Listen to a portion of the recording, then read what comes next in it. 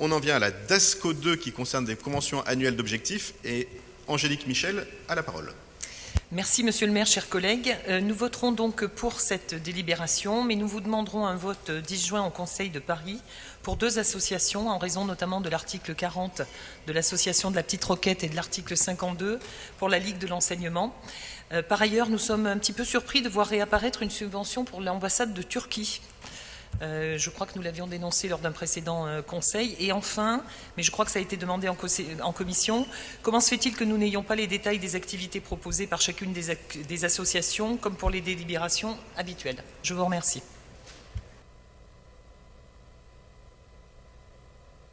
Un instant.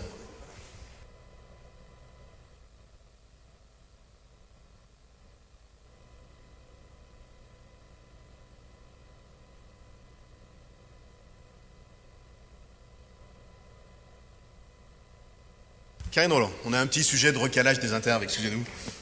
J'en profite pendant que tu te prépares pour te dire qu'effectivement, c'est bien nous qui n'avions pas vu passer le vœu dont nous a parlé Christian Honoré. Donc on y répondra comme on pourra, puisqu'on vient de le découvrir. Mais je vous propose qu'on l'inscrive à la fin de l'ordre du jour. En cherchant, ils étaient dans l'ODS, hein, c'est ce que je disais tout à l'heure. C'est pour ça que je constate que c'est nous qui avons déconné. Et donc, oui, il est bien inscrit et il sera étudié à la fin et on répondra comme on pourra.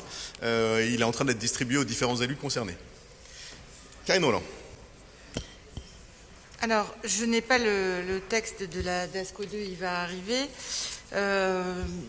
Simplement pour vous rassurer, toutes les conventions annuelles d'objectifs et de subventions concernant les temps d'activité périscolaire font l'objet d'abord d'un travail très sérieux de la DASCO sur lesquels nous sommes sollicités, nous, au niveau de l'arrondissement, que ce soit l'élu comme la circonscription des affaires scolaires et de la petite enfance. Je reconnais que concernant ce que vous évoquez sur l'ambassade de Turquie, je ne sais pas, je ne vais pas vous mentir, chère Angélique, nous avons suffisamment l'habitude de dialoguer toutes les deux. Je vous propose donc qu'on regarde ça vraiment de très près.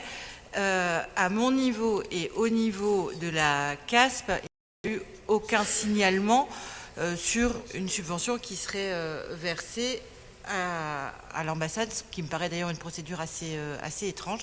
Je vous prie donc de m'en excuser pour l'instant. Nous regardons ça de très près et je reviens vers vous sans faute. Sans donner plus d'éléments parce que je n'en ai pas plus, mais s'agissant d'une délibération qui concerne tous les arrondissements, je subodore qu'elle n'intervient pas dans le 18e parce que sinon on le saurait. Puisque je vois que pour ce qui est du 18e, on a Culture de Plus que tout le monde connaît. Non mais c'est l'ambassade qui est dans le 16e, c'est pas forcément c'est le siège social de l'ambassade. Donc on regarde ça et puis on vous tient au courant. Merci beaucoup. Et donc je mets aux voix la DASCO 2 qui est pour, qui est contre, qui s'abstient. Elle est adoptée et je vous en remercie. La DASCO 3, 36 et 45 n'ont pas fait l'objet d'inscription, elles sont adoptées. Et la parole est à Eric Ehlers concernant la convention de partenariat et de participation financière relative à l'accompagnement du projet Oasis avec le CAUE. Merci Monsieur le maire, mes chers collègues. Nous sommes favorables au principe des cours Oasis en ce qu'il doit contribuer à lutter contre les îlots de chaleur, améliorer les conditions d'utilisation des cours d'école en période de forte chaleur pour les élèves, pour leur plus grand bénéfice. Il est fait état dans l'exposé des motifs de l'implication des usagers, de leur appropriation dans une démarche participative.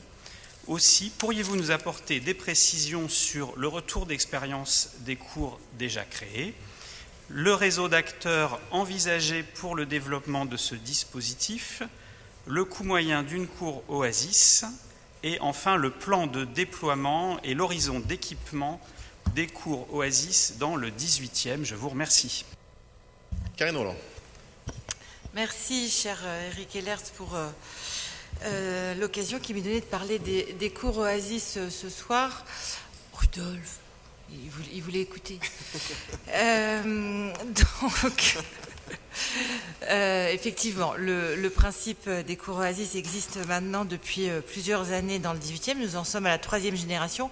Votre question étant très complète, je ne serai pas exhaustive dans la réponse. Vous dire cependant que nous en sommes à 7 cours, nous en étions à 7 cours Oasis réalisés dans le 18e en début d'année, que nous allons bénéficier du plan de l'accélération des investissements de la mandature pour arriver à une petite quinzaine en 2024, et nous serons autour de 20 à la fin de la mandature.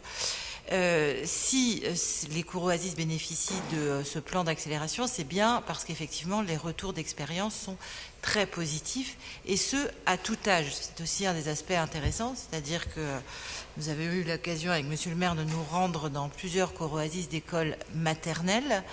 C'est là l'occasion de créer des îlots de fraîcheur, vous l'avez dit, d'acclimater aussi, sans mauvais jeu de mots, les plus jeunes élèves avec la végétation au quotidien. Et c'est un aspect extrêmement important, puisque elles et ils voient la nature évoluer sous leurs yeux. Ils y contribuent aussi.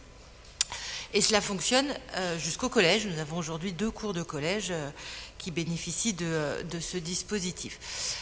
Pour ce qui est des coûts moyens, je ne pourrais pas vous le donner là de mémoire, notamment parce que, encore une fois, on en est à la 3e génération. On ne fait pas une cour Oasis aujourd'hui comme on la faisait il y a quelques années à Charles-Hermite, et ça a une incidence sur le budget.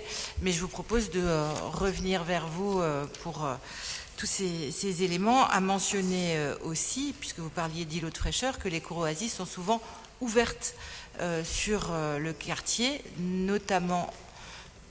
On trouve notamment leur utilité au moment des canicules, malheureusement de plus en plus fréquentes, mais aussi lors des week-ends dans les dispositifs qu'on appelle cours ouvertes. Donc voilà pour de premières indications, et nous vous ferons part d'éléments complémentaires très promptement. Et j'ajoute qu'on travaille aussi sur la renaturation des cours des crèches. Et c'est vrai qu'il y avait une grande habitude de cours de crèche très minérales, voire en sol souple, et qu'on travaille beaucoup aujourd'hui à renaturer les cours et à faire en sorte que même les tout petits puissent avoir accès à la terre. C'est un peu plus compliqué parce que c'est toujours un peu difficile ensuite d'avoir des tout petits qui rentrent avec les mains pleines de boue dans la crèche, mais enfin c'est quand même un objectif.